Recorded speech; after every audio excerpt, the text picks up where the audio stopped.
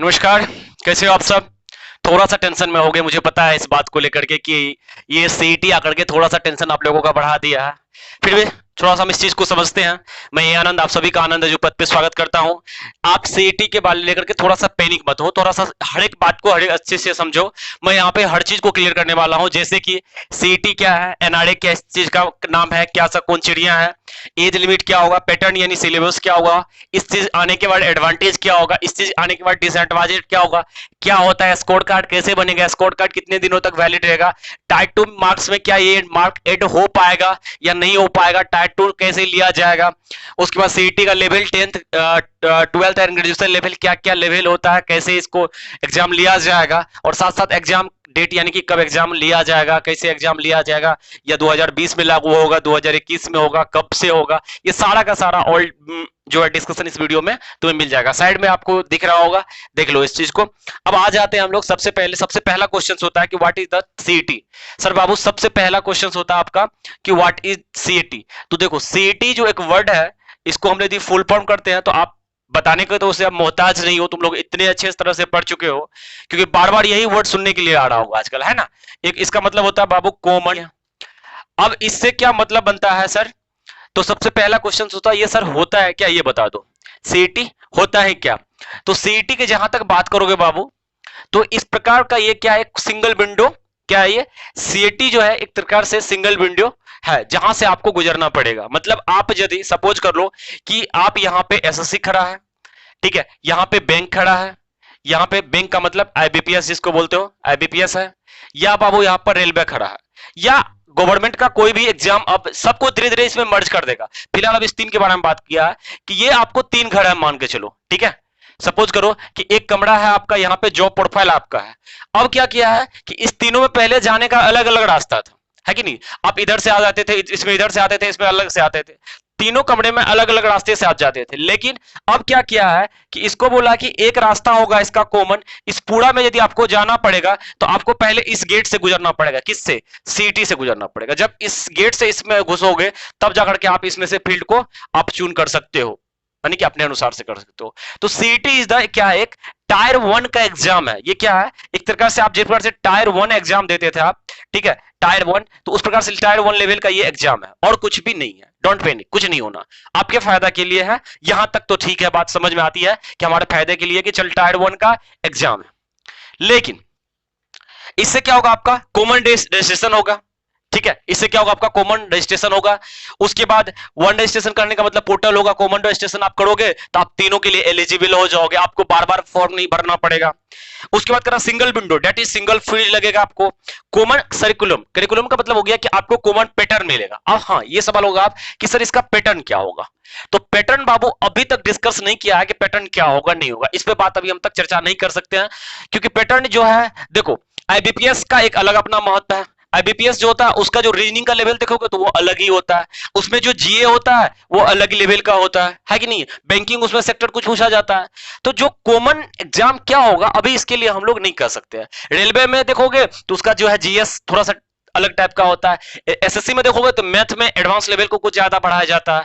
तो क्या इसका पैटर्न रखेगा, क्या सिलेबस रखेगा, अभी तो इस पे बात होना है, इस पे ये अभी फाइनल नहीं हुआ है, ठीक है। लेकिन ये तो तय है कि इंग्लिश सारे पेपर में आएंगे आएंगे। मैथ्स के लेवल में क्या करेगा, एडवांस लेवल को तो कुछ घटाएगा, है ना, बेसिक एडवांस डालेगा, क्योंकि आईबीपीएस है उसमें एडवांस पूछा नहीं जाता है, रेलवे में ज्यादा एडवांस नहीं होता है, एसएससी में ज्यादा एडवांस ही रहता है। तो इस पास कारण से हो सकता है कि एडवांस को कम करे। रीजनिंग का डिफिकल्टी जो आईबीपीएस वाले हैं वो थोड़ा सा घटाएंगे, उसको ठीक ठाक स्थिति में लाएंगे। और इंग्लिश तो एक लैंग्वेज सब्जेक्ट है, तो इनका तो कोई मतलब ही नहीं बनता इसका डिफिकल्टी और लेवल से। तो मुझे यहां तक जो समझ में आ रहा है मैं आपको बता रहा हूं, ठीक है। उसके बाद करा exam will be conduct in 12 language. अच्छा, ये जो एग्जाम होगा ये आपका 12 भाषा में होगा। ये टोटल कितना भाषा में होगा, 12 भाषा में होगा। तो 12 भाषा में होगा तो इसका मतलब बांग्ला, मराठा, हिंदी, इंग्लिश जो भी है इस टाइप से, यानी कि पूरा हमारा भारत का एग्जाम ये होगा, इसलिए इसको 12 एग्जाम करा। उसके बाद कह रहा बाबू कि फुल्ली ऑनलाइन एग्जाम होगा, ये कोई ऑफलाइन एग्जाम नहीं होगा। उसके बाद कह रहा कि आप कैंडिडेट जो है इनिशियली जो है अपना स्कोर कार्ड प्राप्त कर सकते हैं, जहां तक अभी उसका कहना है। अभी क्या होगा ये तो तुम देखोगे बाद में, क्योंकि बोला गया था कि 2 करोड़ रोजगार पर ईयर दिया जाएगा, लेकिन क्या हुआ उसका नतीजा तो सबके सामने में ही है। अभी रोजगार जा रही है, तो अब ये कागज है। उसके बाद कह रहा है कि आपको है मल्टीपल चॉइस क्वेश्चन मिलेगा, तो ठीक है भाई, मल्टीपल क्वेश्चन मिलेगा तो निगेटिव मार्क तो रहेगा ही रहेगा। तो इस सारी के बाद हमको समझ में आ गया कि चलो ठीक है। अच्छा, एज लिमिट का जहां तक बात है तो समझ में हमें आ रहा है कि एज लिमिट इसका जो करेगा को मैक्सिमम एज लिमिट उठा के चलेगा, जैसे मान लो 30 ईयर तक उठा के चले ये। लेकिन लेकिन एसएससी जिस एज को फॉलो कर रहा है वो एज को फॉलो करेगा। जैसे एसएससी का कुछ जॉब है जिसमें 1827 चलता है, तो उसमें 1827 तक ही वैलिड रहेगा। लेकिन इसमें 30 साल वाले बच्चा भी होंगे जो इसको सीएटी पास करेंगे, तो उसका कुछ होगा जहां पे रेलवे पर मांग जो 33 साल का ही मांग रहा, तो वहां 33 साल पे जाकर के वो बढ़ेगा। तो जो एज लिमिट है उसको भी अभी उन्होंने क्लियर नहीं किया है, फिर भी वो अपर एज को लेके कोशिश रहेगा उनका कि अपर ले को एज को लेकर के हम चले, ठीक है। अच्छा, उसके बाद कह रहा है कि x code will be valid for 3 years. अच्छा, आप क्या करोगे, एक एग्जाम दोगे, ठीक है। पैटर्न बात कर लिए, एज बात कर लिया हम लोगों ने, सीईटी क्या उसके बारे में बात कर लिए। 3 लेवल पे होगा, इसको थोड़ा सा डिस्कस करेंगे हम लोग, ठीक है। तो अब क्या करेंगे, ये क्या करेंगे, इसका जो एक बात कर रहे हैं हम लोग कि 3 साल तक आपका पैटर्न जो एग्जाम का सॉरी स्कोर कार्ड जो वैलिड रहेगा उसके बारे में बात करते हैं। तो मान चलो सपोज करो 200 मार्क का एग्जाम हो आपको, ठीक है। तो आपने क्या किया, ये तो पहले एग्जाम सीईटी ये 2 बार होने वाले साल में है। तो सपोज करो एक सीईटी में आपने क्या किया, 185 अंक लाया, फिर दूसरा सीईटी आपने दिया तो उसमें 190 लाया, ठीक है। तो आपका जो है ये सीईटी का जो मार्क आपका वैलिड रहेगा। मतलब ये कह दिया है कि स्टूडेंट का जो ज्यादा वाला मार्क होता है वो सीईटी के लिए ये सीईटी का स्कोर कार्ड होगा आपका, जो 3 साल तक वैलिड रहेगा, ठीक है। हो सकता है कि आप 150 यहां लाए और यहां पे 160 ले आए, तो आपका ये मार्क्स जो होगा ये 3 साल तक वैलिड रहेगा, ठीक है। कोई दिक्कत इसमें ज्यादा कंफ्यूजन नहीं होना चाहिए थे आपको। और उसके बाद जो बाबू मेन इसमें चीज इशू आ रहा है ना, कि ये आपका स्कोर कार्ड अभी तक तो जहां तक मुझे लग रहा है कि ये टायर 2 में किसी टायर 2 में नहीं जुड़ेगा। जैसे कि आईबीपीएस भी, रेलवे भी, आरआरबी जो होता है हमारा, आरआरबी चाहे आईबीपीएस जो बैंकिंग सेक्टर के हैं, ये दोनों जो है अभी तक ये टायर 1 का मार्क्स को नहीं जोड़ता था। जैसे कि आप लोगों ने देखा होगा अभी एनटीपीसी का एग्जाम हुआ था, सॉरी एनटीपीसी नहीं, ग्रुप सी का हुआ, ग्रुप डी का हुआ, तो उसमें जो फर्स्ट एग्जाम हुआ था उसका जो है मार्क्स सेकेंड एग्जाम में नहीं जोड़ा गया था। लेकिन एसएससी क्या करता था, एसएससी अभी तक क्या करता है, एसएससी टायर 1 का मार्क्स को क्या करता है, टायर 2 का मार्क्स के साथ जोड़ करके तब जाकर कट ऑफ मतलब फाइनल रिजल्ट देता है। लेकिन ये दोनों टायर 1 को हटा के चलता है।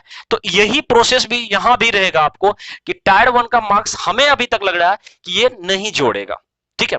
पूरा का पूरा समझ लो बात को धीरे से, लेकिन बहुत अच्छा वीडियो है, आप इसको समझ लो इस बात को। यदि आपको अच्छा लग रहा है तो शेयर कर लेना वीडियो को। यानी कि यहां से टायर 2 में आपको एंट्री लेने का एक चांस बनेगा, ठीक है। अब एग्जाम्पल के लिए समझा देता हूं, थोड़ा सा आप समझ लोगे कि टायर 2 में आप कैसे घुसोगे। 200 का एग्जाम दिया आपने, सपोज करो 185 कोई मार्क ऑब्टेन किया, मान के चले हम ग्रेजुएशन लेवल पे बात कर रहे हैं, ठीक है सर, ग्रेजुएशन लेवल पे बात इन्होंने किया। अब ग्रेजुएशन लेवल पे 3 वैकेंसी निकला, एसएससी ने निकाला अपना रिक्वायरमेंट, आरआरबी जो है अपना निकालेगा, और आईबीपीएस जो है वो क्या होगा, अपना निकालेगा। किस पे लेवल पे ये निकाला, ये ग्रेजुएशन लेवल पे निकाला। अब मान के थोड़ा देर के लिए हम मान लेते वैसे कि एसएससी बोला कि भाई जिसका स्कोर कार्ड में 180 प्लस है वो हमारे पास टायर 2 के लिए फॉर्म अप्लाई कर दो। आरआरबी बोला कि जिसका 165 है भाई हमारे पास आ जाओ। और आईबीपीएस बोला कि सर जिसका 100 मान चलो 83 है वो हमारे पास आ जाओ। तो ये लड़का जो है ग्रेजुएशन लेवल पे ये तीनों फॉर्म डाल सकता है। तो यहां भी एक तरह से कहा जाए तो डमी कैंडिडेट्स की संख्या जो होगा बढ़ेगा। ऐसा नहीं कि डमी कैंडिडेट्स का मतलब कि एक लड़का यहां भी तीन फॉर्म को बढ़ेगा। हाँ, लेकिन यहां पे एक सवाल है कि पहले वो लड़का प्री भी भरता था, मेंस भी भरता था, अब यहां पे प्री निकाल करके वो मेंस 3 अलग अलग एग्जाम में भर सकता है। लेकिन यदि यही आईबीपीएस कह दे हम 190 वाले को लेंगे, ठीक है, तो ये लड़का इस फॉर्म पे एलिजिबल नहीं हो पाएगा, ठीक है। अभी तो 3 हो गया। अब हो सकता है कि ये प्राइवेट जॉब भी यही अपना ले रो, इसी से उठाना कैंडिडेट को शुरू कर दे, या कोई स्टेट का एग्जाम है जैसे बिहार पुलिस हो गया, दिल्ली एसआई हो गया, बिहार एसआई हो गया, यूपी एसआई हो गया, हो सकता है वो भी उठा ले इस चीज को, क्योंकि किसी को प्री तो कराना है नहीं, है कि नहीं, समझ में आ गया। ये मेंस का जो, हाँ दूसरी बात, मेंस का जो पैटर्न रहेगा शायद सभी एग्जाम का वही पैटर्न रहेगा, ठीक है, इतनी बात समझ में आ गया होगा। चलो नेक्स्ट स्लॉट देख लो कि हम देख लेते हैं अब नेक्स्ट एनआरए। एनआरए का फुल फॉर्म भी आपको लिखा होगा, नेशनल रिक्रूटमेंट एजेंसी। अच्छा, जिस प्रकार से अभी आपने देखा होगा कि टीसीएस ने हमारा रेलवे का एग्जाम कंडक्ट करवाया था, उसी प्रकार से नेशनल रिक्रूटमेंट एजेंसी जो होगा ये जो है सीटी को कंडक्ट करवाएगा, ठीक है। इतनी बात समझ में आ गया को? अब बचो, इनका मेन उद्देश्य क्या है? इनका तो अभी तक मेन उद्देश्य यही बताओ, लिखा होगा आपके सामने में भी कि रिड्यूस टाइम टेकन, टाइम को हम जो बैटरी में लगता है ज्यादा, उसको हम कम करने का कोशिश करेंगे, इनका कहना है। लेकिन अब क्या होता ये तो देखना है बात। ये कागजी कार्रवाई है, लास्ट तो कहानी अभी होना ही बाकी है, ठीक है। उसके बाद कह रहा है कि दूसरी कह रहा है कि ये इनिशियली हम क्या करेंगे, जो कंडक्ट सीटी करवाएंगे वो साल में 2 बार करवाएंगे। अच्छा ये भी ठीक है, साल में ये इन्होंने बोल रहा है कि 2 बार करवाएंगे। इस पॉइंट को थोड़ा सा ध्यान से समझना कि साल में इन्होंने 2 बार करवाने का बात किया, ठीक है। और एक बार में 3 एग्जाम करवाएगा, है ना, 10th लेवल का, 12th लेवल का और ग्रेजुएशन लेवल का। थोड़ा सा इस चीज को आप एनालिसिस करोगे, सारा चीज समझ। यहां भी 10th लेवल का एग्जाम होगा, 12th लेवल का एग्जाम होगा और ग्रेजुएशन लेवल का एग्जाम होगा। अच्छा एक वक्त तो क्लियर होने इस चीज के लेकर के स्कोर कार्ड हटा देते हैं। एग्जाम डेट के बारे में बात करना है हमको, है ना, एग्जाम डेट के बारे में बात करना। अच्छा इस लेवल पे बात कर लेते हैं। अब इस लेवल पे बात क्या कर रहे हैं हम लोग बाबू कि 10th 12th ग्रेजुएशन ये सेपरेट होगा, ये याद रखना।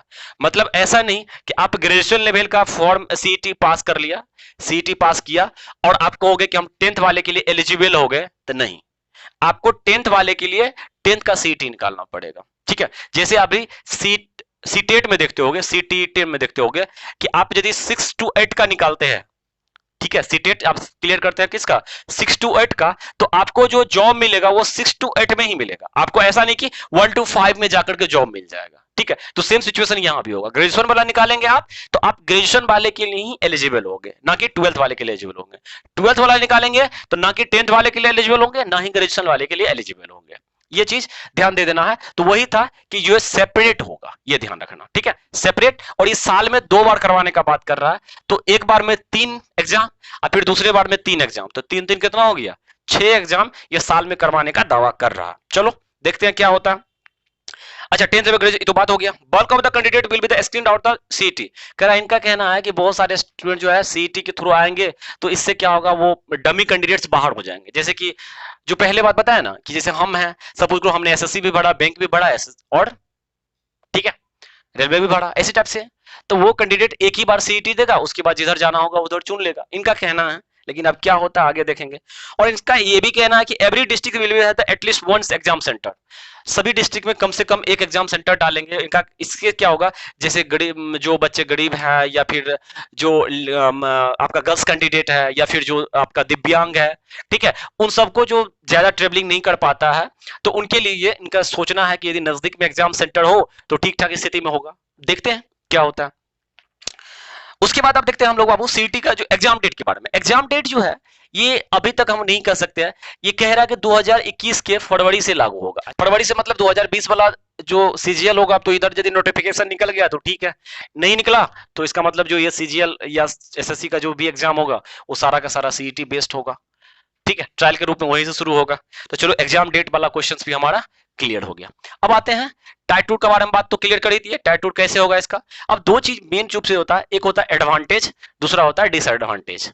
कोई भी पार्ट का 2 बात तो होता ही है भाई, ये हम भी सब जानते हैं। एक एडवांटेज होता है, दूसरा डिसएडवांटेज होता है। तो भाई इसका पहले एडवांटेज से देख लेते हैं। कह रहा है कि एडवांटेज ये होगा, candidate can appear in the CET exam once and apply for the any all the requirement agency for the type 2 exam. ये एडवांटेज है कि आप एक बार टायर 1 दोगे, कहने का मतलब सीईटी दोगे, और उसके बाद अब अलग अलग टायर 2 के लिए एलिजिबल हो जाएंगे। जैसे कि हमने आपको बताया ना कि एक बार आपने क्या किया, सीईटी दिया, उसके बाद अलग अलग एग्जाम का एसएससी हो गया, चाहे आईबीपीएस हो गया, ठीक है, चाहे आपका आरआरबी हो गया, ठीक है, हो सकता है आपका प्राइवेट जॉब वाले भी, हो सकता है स्टेट जॉब वाले भी, कोई भी जो है वो क्या करेगा, आपको अलग अलग इससे यहां से उठा लेगा आपको। तो यहाँ पे आपको सिंगल फी लगा, सिंगल फॉर्म भरना पड़ा, और एक बार में एग्जाम देकर के आप निकाल लिए। दूसरी बात है, इनका ये कहता है कि होम डिस्ट्रिक्ट में भी बात कर रहा है, तो ये भी अच्छी वाली बात है कि मतलब ठीक है यार, एक एग्जाम सेंटर बना दे जाए तो लड़की है या दिव्यांग है जो ट्रेवलिंग ज्यादा नहीं कर पाते हैं, तो उनके लिए ठीक ठाक होगा, स्थिति हो जाए।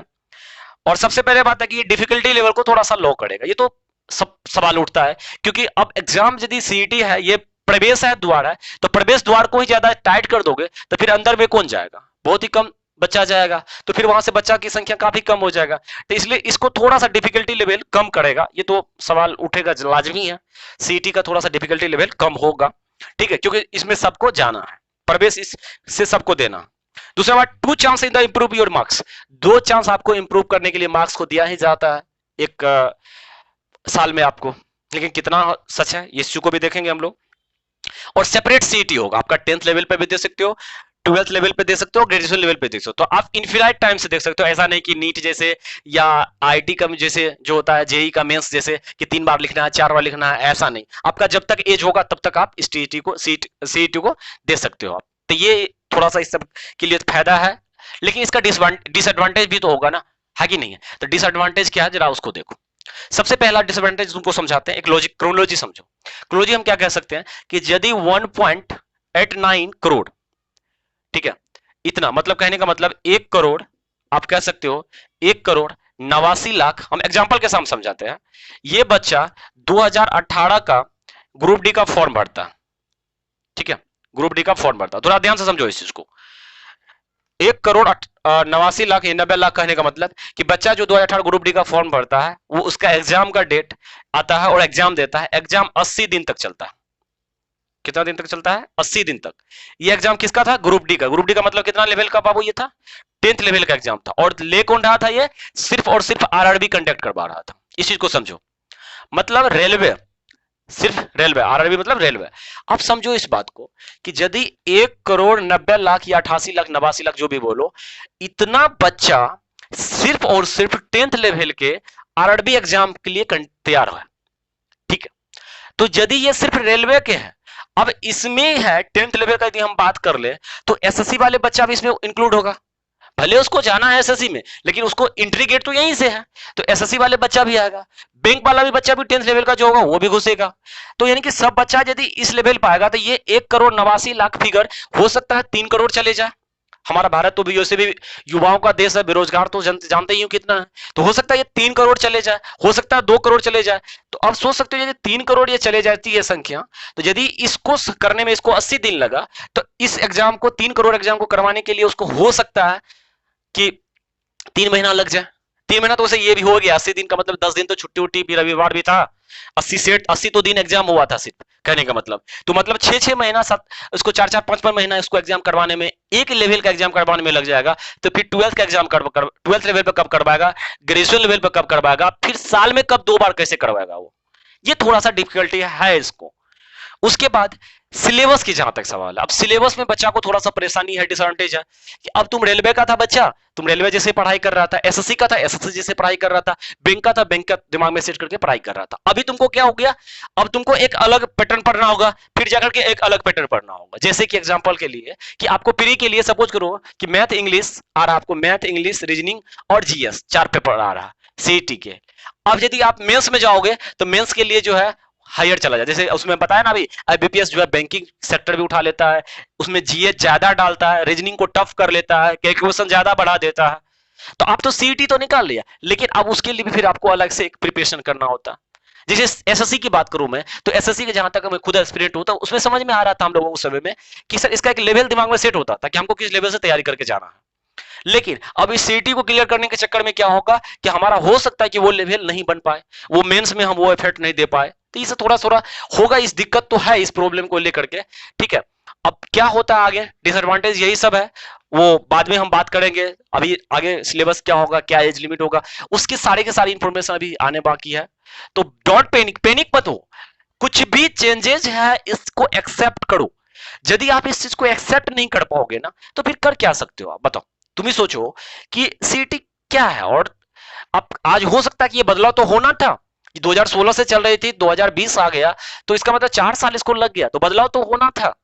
अब क्या बदलाव आना है, ये तुम्हारे नजदीक से शुरू हो सकता है, आगे वाले के नजदीक से शुरू होगा, कहां से शुरू होगा इसका तो कोई गारंटी नहीं ले रहा। 2021 से ये लागू हो रहा है, कैसे लागू हो रहा है, कितना लागू होगा, इस चीज को अभी पैनिक मत हो। आप जैसे पढ़ाई कर रहे हो पढ़ाई करो, बस इतना याद रखो कि आप चौतरफा आपको दिमाग देना है। आपको रीजनिंग भी उतने अच्छे से समझना, मैथ भी उतने अच्छे से समझना, जीएस भी उतने अच्छा समझना, मतलब हर एक इंग्लिश भी उतने अच्छे से आपको समझना पड़ेगा। हर एक पोर्शन को आप करो, और कोशिश आप ये रहेगा आपका कि सीईटी में सबसे ज्यादा से ज्यादा हम स्कोर कर पाए, ठीक है। ये कोई इसका कटअप डिसाइडेड नहीं होगा कि इतना, हो सकता है कटअप डिसाइडेड कर भी दे, मैं मान के चलो, तो उससे क्या फायदा है आपको। आप एकदम नीचे वाले पौधान पड़े हो तो कि क्या कहां से आपको जॉब मिल जाएगा। तो ये सवाल आपके मन में होगा कि सर कितना मार्क्स लाना होगा, तो वो देखना, आप बेहतर से बेहतर इनपुट दो उसमें कि जिससे आप टॉप रैंक पे रहो, टॉप लेवल पे रहो, जहां से आपको कोई भी फील्ड में जाने का आपको अच्छा सा मौका मिल जाए। यहां वहां से आपको ये नहीं सोचना पड़े कि हाँ हमको मार्क्स कम है इसके कारण से हम इसमें नहीं जा सकते। ये दिमाग में हर वक्त रखो, क्योंकि इसमें मार्क्स उठाना है, जितना मार्क्स उठाओगे उतना तुम्हारा आगे में अपॉर्चुनिटी तैयार होगा। कम मार्क्स उठाओगे कम अपॉर्चुनिटी तैयार होगा, ज्यादा मार्क्स उठाओगे ज्यादा सेक्टर आपको दिखेगा। ठीक है, ये आपका स्कोर कार्ड बनेगा। वो स्कोर कार्ड एक तरह से आपका क्या होगा, व्यक्तित्व को दिखाएगा। ठीक है, आप उस स्कोर कार्ड के सहायता से सरकार के पास जा सकते हो, गवर्नमेंट के मतलब सरकार प्राइवेट वाले के पास जा सकते हो, स्टेट गवर्नमेंट वाले के पास जा सकते हो, यदि वो लोग लागू करता है। और चांस है कि ज्यादा वो लोग लागू भी कर ही देगा, क्योंकि हमारा वन नेशन वन एग्जाम की जो बात हो रही है, तो इसलिए हमको ऐसा लग रहा है। लेकिन इसका मतलब कतई ये नहीं है कि रेलवे, एसएससी और बैंकिंग तीनों जो है सिर्फ एक एग्जाम ले रहा। ये एक एग्जाम नहीं ले रहा, ये एक सिंगल विंडो तैयार किया है जिसके थ्रू आप क्या करते हो, इसके अंदर घुसते हो। ठीक है, इस चीज को समझो, मेरे बात को क्रोनोलॉजी सारे समझ में आ गया होगा। आशा करता हूं ये वीडियो हेल्पफुल होगा। यदि आपको लग रहा होगा कि वीडियो जरा सा भी आपके लिए हेल्पफुल है तो प्लीज आप दोस्तों के साथ शेयर करो। जो सीईटी से डर रहा है उनको इस चीज को समझाओ कि डोंट पैनिक। पैनिक होने का कोई जरूरत नहीं है, थोड़ा सा चेंजेज मिलेगा आपको। हम बार बार कह रहे हैं इस चीज को लेकर के, चेंजेज बदलाव जो होता है, यदि आप इंसान तो वही होता है ना जो बदलाव को एक्सेप्ट करता है। यदि चेंजेज आपके समय हुआ, खुशी की बात है, आप इसको एक्सेप्ट करो, चलो आगे बढ़ो, देखो क्या होता है आगे में, है ना। तो ज्यादा आप घबराओ मत इसको लेकर के। तो सारे के सारे क्वेश्चंस का आपका शायद जवाब मिल गया होगा। यदि और भी कुछ क्वेश्चन आपके मन में हो, डाउट हो, तो आप कमेंट बॉक्स में जरूर कमेंट कर सकते हो। और हमारे चैनल पे नए हो तो प्लीज चैनल को सब्सक्राइब कर लो, बेल आइकन दबा लो। और हमारा रेगुलर का क्लास जो चल रहा है वो चला गया ही चलेगा। तो ये इन्फॉर्मेटिव वीडियो था, थोड़ा सा बता दिया। हाँ, अभी तक आपने दिल्ली पुलिस का यदि फॉर्म नहीं डाला है या बिहार एसआई का भी निकल चुका है, तो ये सब कुछ कुछ वैकेंसी है, थोड़ा सा ध्यान दो, अपना फॉर्म उसमें फिलअप करो, क्योंकि इसके आने के बाद क्या लफड़ा होगा नहीं होगा पता नहीं। तो इसलिए ज्यादा जल्दी से जल्दी जॉब लेकर के निकल जाओ। तो मैं उसको क्योंकि अच्छे से बाद में करते रहना जो करना होगा, लेकिन पहले एक सिक्योर हाथ, एक पहले डाल तो पकड़ लो, उसके बाद जो होगा करना होगा। क्योंकि अभी ये भी तो वही बोल रहा है कि तू पहले ये क्लियर करो, उसके बाद तुम्हारा देखेंगे क्या होने वाला है ना। टाइप 2 कब निकलेगा, नहीं निकलेगा, कैसे निकलेगा, क्यों। अभी एसएससी को एक एग्जाम निकालने में 6-6 महीना, अभी पता है 2017 का जो बैच का एसएससी का एग्जाम हुआ था, अभी तक उसका ज्वाइनिंग भी क्लियर नहीं हुआ। रेलवे का 2018 में निकला हुआ, उसका बच्चा वैसे अभी रो रहा है, ज्वाइनिंग नहीं हुआ। आप खुद देखते होंगे कि रेलवे एनटीपीसी का एग्जाम कब होने वाला, अब होने वाला, कब होने वाला, अब होने वाला। ऐसे ऐसे सवाल आपको आ गया, 500-500 रुपया फॉर्म बढ़ाया, कितना करोड़ों का घपाला हुआ। कुछ नहीं है भाई, कुछ नहीं, सारा का सारा खत्म हो गया। ठीक है, तो मैं ये कह रहा हूं कि कहीं से आप सरकारी जॉब को पकड़ो। वैसे भी अभी न्यूज देख रहा था बहन, तो न्यूज में एकदम सुन है देख करके कि लोगों के करोड़ों की संख्या में लोगों का रोजगार छीना जा रहा है। अभी आप जब आओगे महानगर दिल्ली मुंबई जैसे शहरों में, तब आपको ये सारे के सारे पता चल जाएगा कि हम लोग देखते पहले मेट्रो में जो है इतनी सफर होती थी, मेट्रो में मतलब पूरा का पूरा मेट्रो भरा हुआ रहता था। पता नहीं वो भीड़ कहाँ गया, समझ में नहीं आ रहा कि वो उतनी भीड़ कहाँ गया। मतलब वो भीड़ कहाँ गया, इसका मतलब वो आदमी नहीं है, इसलिए तो भीड़ नहीं है ना। बस में पूरी की पूरी बस भरी रहती थी, ऑटो चलती थी, सब चीज भरी हुई रहती थी। आज वो भीड़ है ही नहीं, वो भीड़ है कहाँ। दुकानदार से पूछते हैं भाई कहाँ आदमी, बोल रहा भाई कुछ भी नहीं पता है। इसका मतलब जॉबलेस सारे के सारे बंदे हो गए हैं। कोई ना कोई जाता था शाम को, सुबह को समय में, ऑफिस समय में 9 बजे 10 बजे कोई भी बंदा जा रहा तो कहाँ जा रहा, जॉब पे जा रहा, काम पे जा रहा। आज वो नहीं जा रहा, इसका मतलब उसका हाथ में वो काम नहीं है कि नहीं। तो डोंट पैनिक, कोई पैनिक होने की जरूरत नहीं है। आप आराम से पढ़ाई करो। आपकी यदि सफलता आपकी उस बात पे डिपेंड करता है कि आप अपनी ईमानदारी कहां पे दिखाते हो। आप अपनी कर्तव्य, यदि अपनी ड्यूटी के प्रति यदि आप ईमानदार हो, मतलब आप एकदम निष्ठावान होकर के अपनी ड्यूटी कर रहे हो, आप ईमानदार होकर के ड्यूटी कर रहे हो, इसका मतलब है कि आपकी सफलता आपके कदम चूमेगी ही चूमेगी। ये गारंटी है इस बात का। ठीक है, तो मिलते हैं सर नेक्स्ट वीडियो में। तब तक के लिए अपना ख्याल बनाए रखो और एकदम मन लगा कि पढ़ाई करो। तो एक सिर्फ और सिर्फ एक जरिया है इस चीज से निकलने का। ठीक है, बस और कुछ भी नहीं, नथिंग वर्ड। ठीक है, सर ऊंचा करो और आगे बढ़ो। Bye bye, take care, love you guys, thank you. बहुत ज्यादा फैला दो वीडियो को। मिलते हैं नेक्स्ट वीडियो में, बाय बाय।